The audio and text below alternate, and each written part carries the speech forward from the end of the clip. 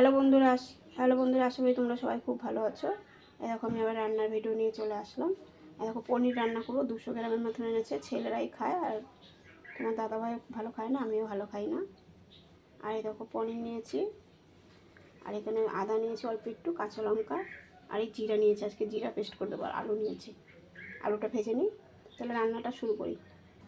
তেলটা গরম হয়ে গেছে বন্ধুরা, এই আলুটাকে ভেজে নিই। আলু একটু বেশি দিয়েছি,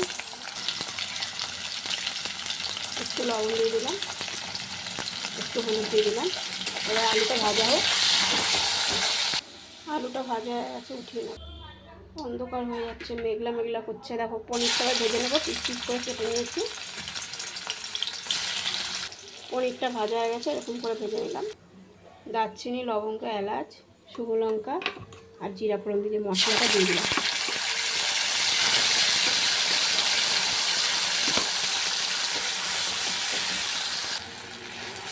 দেখো বন্ধুরা, জিরে, আদা, লঙ্কা আর টমেটোর পেস্টটা কষানো হয়ে গেছে। একটু শুকনো লঙ্কার গুঁড়ো দিয়ে দিলাম, কাশ্মীরি লঙ্কা একটু হলুদ দিয়ে দিলাম, আর লবণ দিয়ে দিলাম। মশলাটা কষানো হয়ে গেছে, আলুটা দিয়ে দিলাম। এই দেখো বন্ধুরা, কষানোটা হয়ে গেছে। এই দেখো পনিরটা জলে ভিজিয়ে রেখেছিলাম, জলে ভিজিয়ে রাখলে ভালো হয়। পনিরটা দিয়ে দেবো, আর একটু জল দেবো। এই দেখো ঝোল দিয়ে দিয়েছি এতটা। ঝোলটা ফুটুক, আলু সিদ্ধ হয়েছে, নামিয়ে দেবো। ঝোলটা ফুটলেই নামিয়ে দেবো। এই দেখো রান্নাটা হয়ে গেছে। একটু চিনি দিয়ে দিলাম,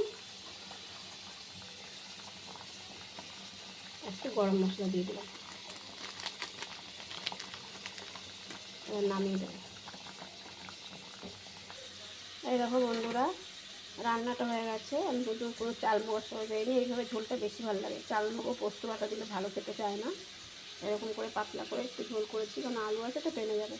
তা রান্নাটা খুব সুন্দর হয়েছে। তোমরা এরকম করে ঝটপট করে রান্না করে খেয়ে দেখবে, ভালো লাগবে। রান্নার ভিডিওটা যদি ভালো লাগে অবশ্যই কমেন্ট বক্সে রিভিউ জানাবে। টাটা বন্ধুরা।